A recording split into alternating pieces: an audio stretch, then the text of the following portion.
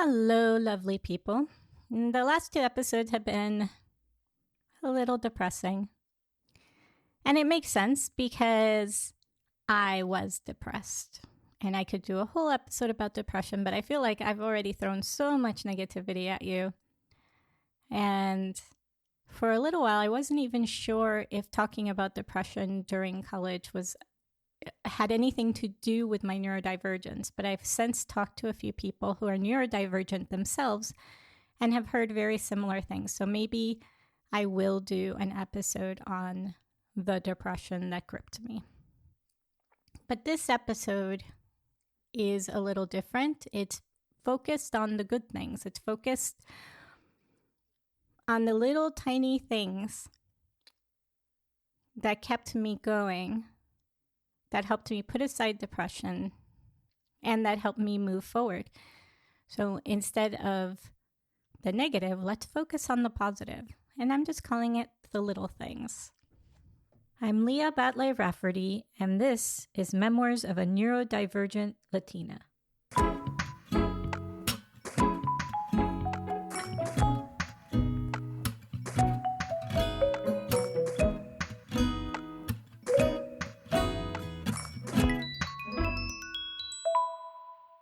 What do I mean by the little things? It's something that I use even today, and I think I have talked about it in season 1. But it's finding little tiny things that bring you joy, that then sort of help you to push past the big negative energy that you're constantly feeling.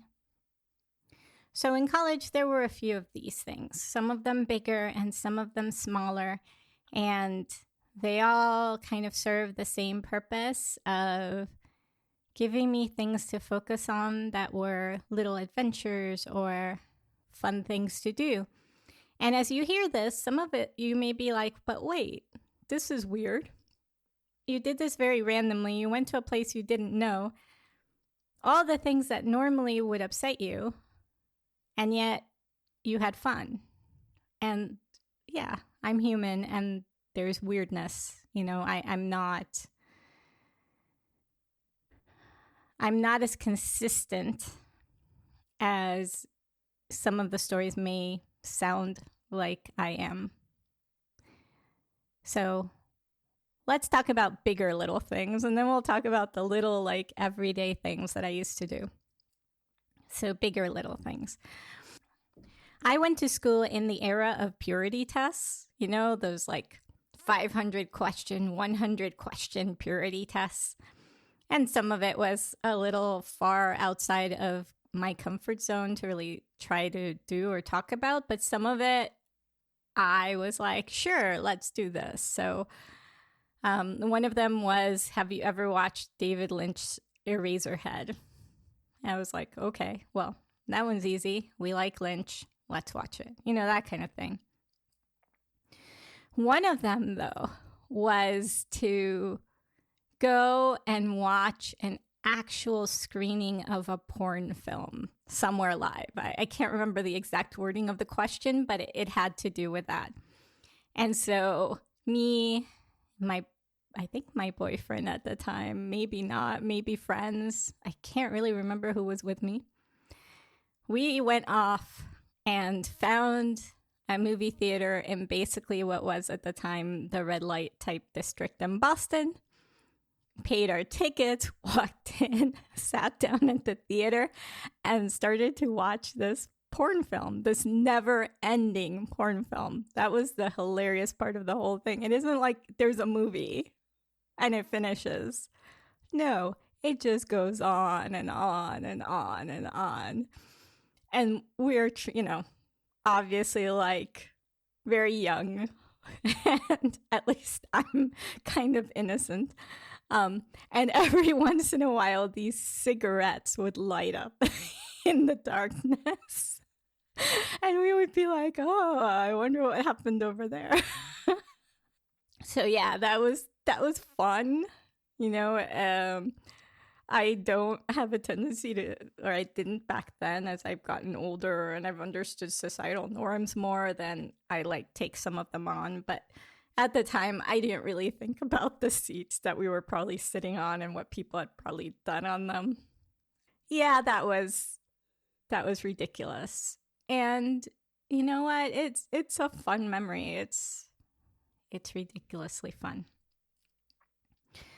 Other kind of big little things. There was my Rush. There was a concert on the Half Shell, which I didn't even know what that was, right? But people from Boston pulled me with them. And They Might Be Giants was doing a live showing of their Apollo 18 album. I didn't know who They Might Be Giants were. I had no idea about the album at all. But it was free. And it was completely unexpected. And it was a total delight. And I ended up loving They Might Be Giants and being completely amazed by how cool this whole show was. So that was another big little one that just made me super happy. There was a person in the fraternity who loved anime. And I really liked it too. And they had this big like TV room downstairs and they would put on things. And I think with him, I learned Ranma 1/2, which I totally once again enjoyed. And now that it's remade on Netflix, it's awesome. And Tenchi Muyo, and we watched Nausicaa as a big like movie thing for everybody. So that was another thing that it was awesome. It made me really happy. Great memories. My boyfriend at the time liked a lot of alternative music. I wasn't big into a lot of his musical taste necessarily, but he introduced me to Toad the Wet Sprocket and this album called Fear. And I fell in love with that album, and I think it's still my favorite album of all time. I went to a drag show for the first time, and you have to understand, the boyfriend I had at the time was this tall, blonde, blue-eyed, Polish heritage, like somebody with a lot of Polish heritage, sort of model-looking man. He was brilliant, but he was also very much like this model guy.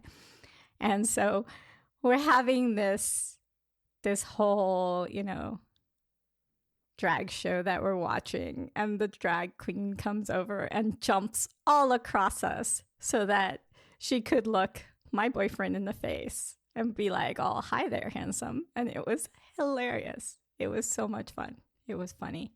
I've already talked about my singing and my shows, and going to those shows and getting the applause really helped to reinstate a little bit of my self-esteem.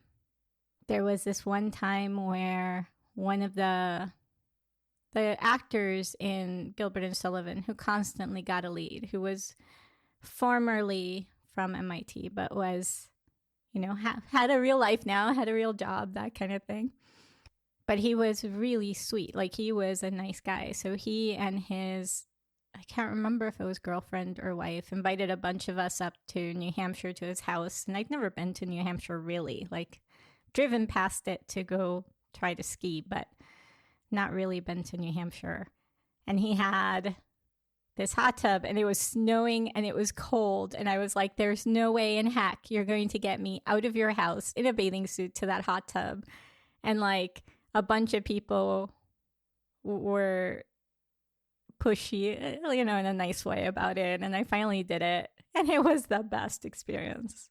It was really awesome. The heat from the hot tub dissipated enough that I didn't get that like stuffy, can't breathe feel. And then once you got out, you were so warm you could walk right back to the house and didn't really notice the snow at first. It was awesome. So that was another like kind of one of a kind fun experience for somebody who had grown up down in Florida. there was the Rocky Horror Picture Show.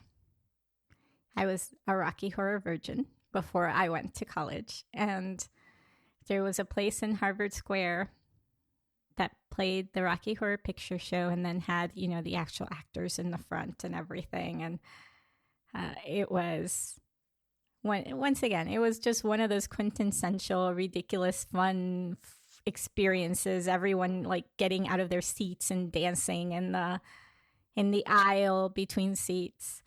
It introduced me to a lot of kind of the culty things.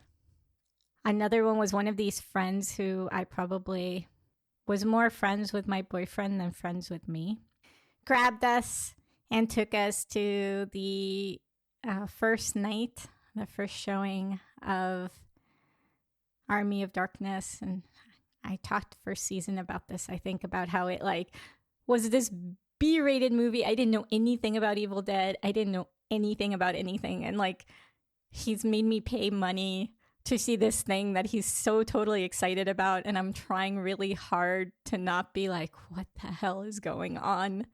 And this B-rated movie's playing and I'm totally lost because I don't realize that it's meant to be humorous. And yeah, but you know what? I can now say I saw Army of Darkness premiere night in a theater because of him. So that was cool. It was a couple of the concerts that I went to with people, right? So we went to see live and that was really cool. Small things. There were a lot of small things that I did to try to cheer myself up. I tell people I really don't like to get flowers. I don't like to get flowers. I have this morbid weirdness about the fact that they're dying. So get me a potted plant, sure. Get me flowers, not so much. So it's really odd to me that in college, on the days where my depression had cycled so badly that I couldn't even get out of bed to do homework because I just was beating myself up so badly that I couldn't get up the energy to move, I would finally force my feet onto the floor and I would walk out of the room and walk to a florist. And I would buy myself a single flower. I didn't have a lot of money, but I would buy myself a single flower. And I would walk it back up to my room. And I would do that sort of as a apology to myself, a be kind to yourself sort of gesture. So that was, that was one of those things, it was a small, bright thing that helped me get myself back together and be able to function. I used to love ice cream runs in Central Square in the middle of the night. So a bunch of people would all walk together to a 7-Eleven that was almost on the Harvard side of things in the middle of the night when you were busy studying. And we would get a pint of something and walk back. And that was good. That was a tiny moment of happiness with the ice cream and the people and the getting out. Mr. and Mrs. Bartley's Burger Cottage, or Mrs. Bartley's, whatever. I always used to call it Mr. and Mrs. Bartley's. So they made awesome burgers. They had these pies. They had a shake. It was just the perfect little place to have an all-American burger and milkshake. And for somebody who had grown up in Miami, where it is a very Latino town, right? Very Latina, and grown up in El Salvador and everything. This little place that was total Americana, I could picture Norman Rockwell doing a little painting about the place. Just made me so delighted. So I would go there on a regular basis. There was also a place called Grendel's in Harvard Square. I didn't like the food so much, it was okay food, but the fact that it had once been one of those Harvard food clubs or whatever they are, and you could now go there, and it was a restaurant. You could see kind of the history about it and things like that. I thought that was cool too. Little other things. In the North End, sometimes we would go at night, and instead of getting ice cream like at 7-Eleven, you would go to like one of these gelato places in the North End, and that was awesome. There was a place called Serendipities that doesn't exist there anymore. I've heard there's maybe one in New York. I don't know if it was the same place. And it was one of those places where they had big giant scoops of ice cream, and then they had this insane like sundae with like, I don't know how many scoops, somewhere in the high teens. And if you could eat it all, you'd get it for free, that kind of place. We would go there on a regular basis. I played sometimes in the Kentucky Fried. What did we call it? I don't even remember. It's Kentucky something league. So it was like for people who didn't really play sports, but you just wanted to play something. So I played softball, and people would take their beers and they'd stand in the field with their beers, and they'd like, catch the ball or whatever. I loved pitching. If I could get into pitch, I'd be happy. And the people would get so upset if their beer was knocked over. It was funny. I also learned in college archery, and that delighted me no end. I love the fact that PE allowed for archery of all things. And, being a fantasy reader person, it was the perfect physical education for me. I loved it. I also learned how to shoot. The campus police would put on PE that was, how to shoot a gun. And they would do it. They had their own little private range. And so you would go to the range and learn how to shoot a gun. And I always thought that was important, even when I was little, because it seemed there were a lot of stories about people not knowing how to handle firearms correctly and getting hurt. So I was like, sure, let's do this. It ended up being kind of fun. I was happy to do it. The fraternity next door had these weird literature nights that were fun. They were like little poetry nights and things like that. That was fun to go to. Oh, one of my absolute favorite little things. My friend, she was part Thai.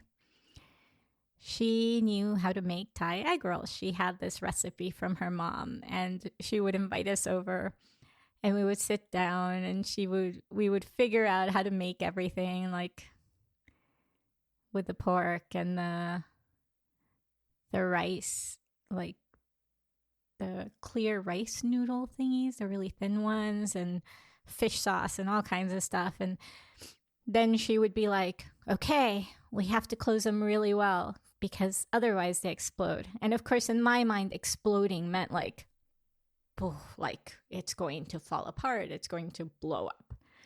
What she really meant was that it would like crack open and everything would go into the oil. But yeah, I had this mental model of like these exploding egg rolls, and it was so much fun. Like I loved doing that with her, and felt so lucky that she would invite a couple of us over to do it.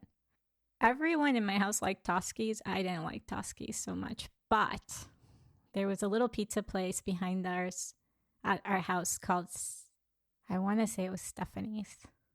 I can't remember for sure. It was called Stephanie's, I think.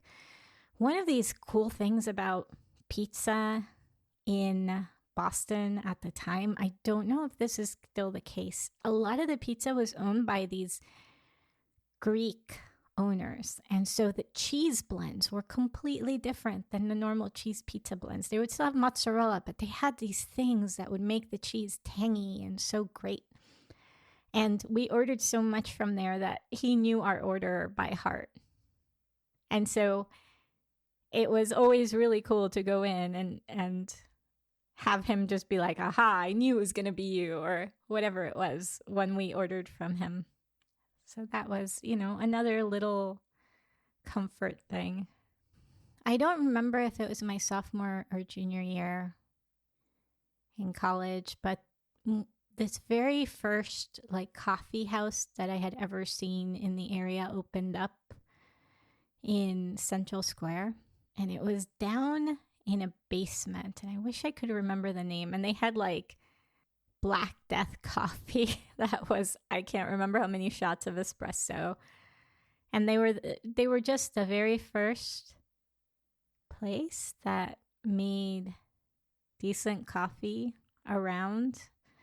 And they would they had these stained glass window things to try to make it look like they weren't really in the basement. And they had like a wall, not a wall, maybe just a little bookcase with some books and things. And we started going there fairly regularly for things, for coffee. I loved going to baseball games. I can't watch any sports on TV at all. I get so bored. But there was something about going to Fenway, and this was before the Red Sox had won anything in a long time, so the World Series was not even close yet. And we would get bench seats for like $15, $16, $17. We'd go and sit and watch the game, and then afterwards we would go, there was a little bar next to Fenway that was called Jillian's. It's still there, and it was almost like the original Dave & Buster's type place, right? So Jillian's would have games, it would have pool, it would have, I can't remember if it had like bowling or something, 10-pin, I don't remember, but it was so much fun, you know. And so you'd go to the game, and then you'd go to Jillian's, and you'd have a drink or two, and then you'd head back. So it can't have been my sophomore year. Has to have been my junior or senior year. Or maybe I didn't drink a lot, so it's possible I went to Jillian's and didn't have a drink at all. I wouldn't be surprised. I loved dim sum in Chinatown. I had never had dim sum before. You can kind of see a pattern, by the way, with a lot of food stuff. I grew up in a bakery, so food stuff, yeah. I'd never had dim sum. I didn't even know what it meant. And a friend took us, and they had those little carts moving around. And I remember going to order to grab like one of those little bamboo things. And my friend touches my hand, and she's like, "You don't want to do that." And I'm like, "Why?" And she's like, "They're chicken feet." I'm like, "Oh, okay." Now, since then, I have tasted chicken feet. Don't know that I'd eat it regularly. It's not horrible. It's just kind of gristly. But back then, I was a little astonished that there were chicken feet. It was awesome. I fell in love with the steam buns, the barbecue steam buns, the bao buns. I loved learning all the little bits of history about Boston. I think that was another thing that made me happy. I loved weird things. I loved knowing that at the time, what was the Hancock building, that the panes of glass would pop off at certain wind rates, right? And I loved, you know, knowing all the little places that only locals knew about, that they would show you. So weird little pizza places, awesome secondhand bookstores, right? Way before the Kindle or anything like that. I used to read a ton. Little, like some of the MIT sort of prank things.